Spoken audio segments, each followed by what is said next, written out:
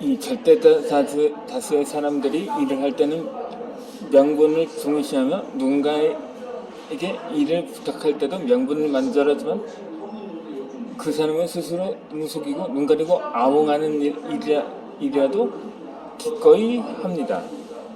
특히 그 일이 자신에게 이익이 될 때는 말할 것도 없죠. 이는 어쩌면 모든 사람들이 가진 공통된 심리인지도 모릅니다. 이 사람들의 이러한 심리를 이용해서 미리 좋은 구슬까지 마련해 놓으면 상대방은 부탁을 거절하기가 힘들 것입니다. 예를 들어 선물을 줄 때 먼저 이렇게 말하는 것입니다. 평소 저에게 너무나 많은 관심을 가져주시니 그 거목을 어떻게 갚아야 할지 모르겠습니다. 이건 제 성인이 받아주시지요 라면서 그거 말하면 상대방은 구실이 있기 때문에 거리낌 없이 선물을 받을 것입니다. 그러므로 상대가 먼저 입을 열도록 유도하는 방법이 있습니다. 이 씨는 친한 친구인 김 씨의 인맥을 이용해서 사업을 별 준비를 했습니다. 그런데 그가 큰 돈을 김 씨에게 건네준 날 김 씨가 갑작스러운 병으로 사망하고 말았던 것입니다. 이에 이 씨는 무척 곤란한 지경에 처해집니다. 만일 돈을 달라고 추궁하면 슬픔에 빠져있는 김 씨의 가족들에게 미안할 것이고 그렇다고 그냥 넘어갈 수도 없는 어려운 상황이었던 것입니다. 그러나 이 씨는 곧 묘안을 찾아갔습니다. 장례가 끝난 후 이 씨는 김 씨의 부인을 찾아가서 이 김형이 이렇게 빨리 갈 줄은 정말 몰랐습니다. 우리 동이 이제 막 시작했는데 라면서 말을 끝맺기 전에 부인 이렇게 하는 건 어떨까요? 김영이 알고 지내던 파트너들을 부인께서 알고 계신 부인께서 나서서 이 사업을 계속 진행시키는 건 말입니다. 발벗고 나설 일이 있으면 뭐든지 말씀만 하세요. 아무리 힘든 일이라도 제가 돕겠다는 말을 했습니다. 이렇게 김 씨는 겉으로 보기에는 돈을 돌려받을 의사가 전혀 없는 것처럼 보였고 오히려 의리 있는 모습을 보여서 부인을 감동시켰지만 사실 그는 김 씨의 아내에게 그럴 만한 능력도 생각도 없다는 것을 알고 있었던 것입니다. 이 씨의 말은 돈을 돌려받기 위한 핑계일 뿐이었던 거죠. 결과는 역시 이 씨의 의도대로였던 것입니다. 김 씨의 미망이는 오히려 이 씨를 위로하며 일이 이렇게 되는 바람에 손해가 크셨겠어요. 저는 사업을 이어갈 만한 능력이 안 되니 김 선생님께서는 돈을 가져다 줘서 다른 기회를 찾아보는 게 어떨까요? 라고 말했던 것입니다. 이와 같이 먼저 말을 꺼내기가 어렵다면 핑계를 만들어서 상대방이 먼저 자연스럽게 입을 열도록 유도하는 것이 최고의 체험이기도 합니다. 흔히 보증을 쓰다가 그 사람이 끝내 갚지 못하거나 갚지 않아서 야반 도주를 하자 결국 그 보증선 사람의 가업이 몰락해서 어렵게 사는 사연을 많이 듣게 됩니다. 그런데 이 보증이라는 것이 정말 어리석은 짓인지 아니면은 노블레스 오블레스의 최모범 사례인지. 근데 이 사실 성경에서 빚보증은 서지 말라는 구절이 있긴 합니다. 그런데 그것이 그러다 보니까 그 보증이 그렇게 옳은 일은 아니라고 보는 거죠. 그러니까 유대인들의 경전이 경전이 그랬다고 합니다. 그렇기 때문에 보증을 쓰지 않아서 그냥 그 유대인들의 부가 그냥 대대로 이어올 수 있었던 비결의 하나일 수도 있겠죠. 하지만 근데 다른 한편은 그것이 어려운 사람을 동정하지 않는 매정한 처세라고도 볼 수 있는데, 그렇거든요. 만약에 이런 사람이 있어요.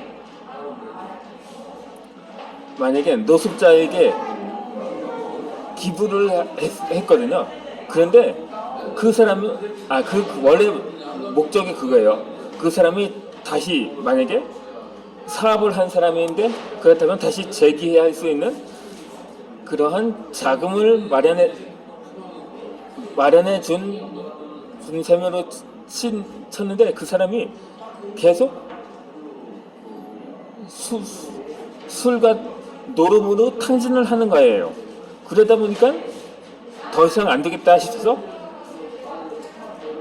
지원을 중단할 수가 있거든요.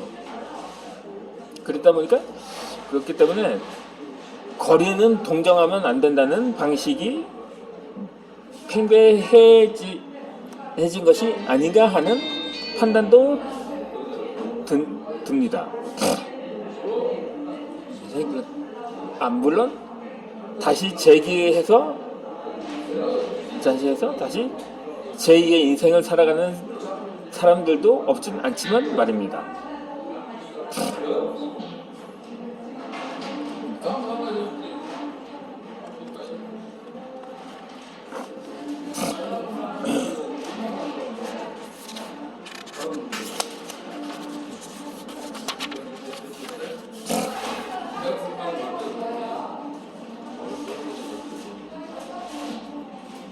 이런 사람이 그러니까 기부를 하거나 보증을 선 사람은 뭐 한 발 물러서는 경우라고도 할 수가 있을 것입니다. 이 전진과 후진의 원칙은 누구나 잘 알고 있을 것입니다. 나아가야 할 때는 나아가되 물러서야 할 때는 물러설 줄 알아야 한다는 거죠. 여기서 물러선다는 의미는 패배가 아닌 이보 전진을 위한 일보 우퇴인 것입니다. 이는 상대의 성공을 의미하는 동력으로 상대방의 또 하나의 유효한 처세술이기도 합니다.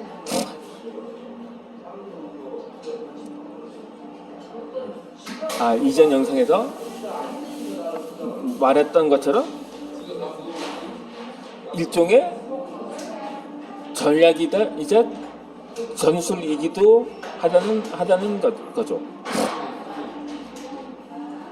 좌우지간 이 사례는 영국 유니레버사의 사장 콜이 있는데 이 사람은 기업을 경영하면서 한 가지 기본 신조어를 가지고 있었습니다. 그것은 곧 체면에 연연하지 말고 상호 이익을 전제조건으로 삼으라는 것입니다. 이 신조에 따라 그는 기업 경영에서나 사업 현상에 임할 때 늘 한 발 양보하는 전략을 채택했습니다. 상황에 따라 기꺼이 타협해 물러남으로써 자기 발전의 기회로도 삼고 그 결과 한 걸음 물러선 것이 결국에는 두 걸음 앞서는 계기가 되어 실제로는 이익이 된 것입니다. 이 유니레버사는 아프리카 동해안에 일찍이 대규모 자회선인 유나이티드 아프리카를 설립했는데 그것은 비료가 풍부해 식용유용 땅콩의 지배에 적박했습니다. 따라서 회사 입장에서는 버물과도 같은 땅이었던 것입니다. 그러나 제2차 대전이 끝나자 아프리카 민족의 독립운동이 난리 고지되고 아프리카 독립국가는 유니레버사의 비옥한 땅콩 재배지를 몰수하게 됩니다. 이에 회사는 위기에 직면했고 이러한 위기 상황에서 콜은 아프리카에 자부해서 6가지 명령을 내리가 다음과 같습니다. 첫째, 아프리카 각지에 있는 유니티드 자회사의 경영진을 시집기 아프리카 현지인으로 교체합니다. 둘째, 흑인과 백인은 임금 격차를 해소하고 동등한 보수를 지급합니다. 셋째, 나이지리아 경영간부 양성소를 설립하여 아프리카 현지 간부를 양성합니다. 넷째로 상호이익을 얻을 수 있는 정책을 설득합니다. 다섯째, 점진적으로 생존 방법을 모색합니다. 여섯째, 연쇄 체면에 연연하지 말고 최대 이익을 창조하는 것을 우선으로 삼는 것입니다. 제가 제50 말기에 한참 대규모 민주 항쟁이 일어났던 때 그때 당시 유력한 여당 후보가 이 6.29 선언을 발표하면서 그때 당시 대통령 당시에는 대통령이라고 했죠. 이미 지금은 망자가 됐긴 했지만 당시 대통령은 그냥 그렇게 하라고 하는데 후에 이렇게 말했다고 합니다. 이것이 일종의 이보 전진을 위한 일부 후퇴라고 했지만 그것으로 당연히 직선제가 다시 재개되고 결국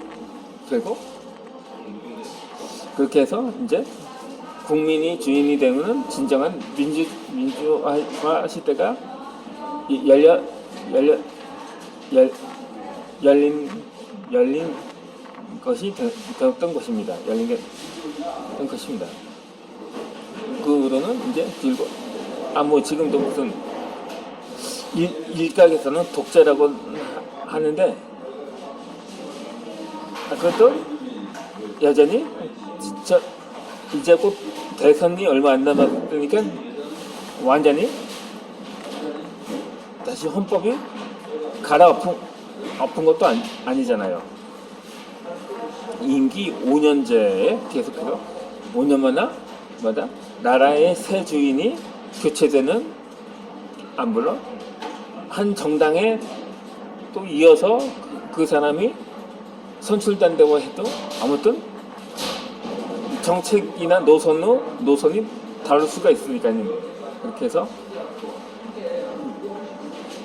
후퇴가 이보 전진을 위한 일부 후퇴라는 말은 당시로서는 그렇게 별 효과가 없었던 거라고 볼 수가 있었던 것입니다. 그러면 이어서 콜에 대한 설명을